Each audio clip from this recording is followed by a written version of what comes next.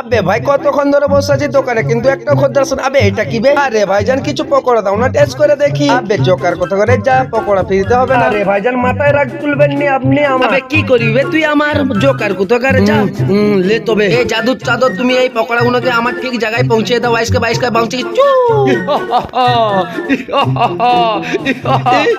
জাদুঘর সাহেব আপনি মোটরসাইকেল রেখে দিন আর আমাকে ছেড়ে দিন এখন।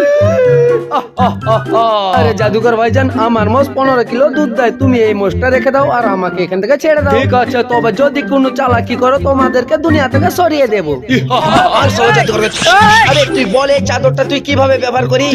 ঠিক আছে তুমি এই চাদরটা আমাকে দাও, আমি এখনই তোমাদেরকে এই বলছি। নাও। আরে ভাইজান একে দৌড়ি দিয়ে বানো, যদি পালিয়ে যায় তো। আরে ভাইজান ঠিক আছে দাও চাদরটা তুমি। এই নাও তোমার চাদর। এই জাদুর চাদর তুমি এই দুজনের কাছ থেকে আমাকে গায়েব করে দাও। আরে ভাই তো সত্যি সত্যি গায়েব হয়ে গেছে। আরে ভাইজান যা হয়েছে বাদ দিন, আমাদের তো জিনিসপত্র পেয়ে গেছি, চলো এখন বাড়ি যাই। ঠিক আছে ভাইজান চলুন তাহলে।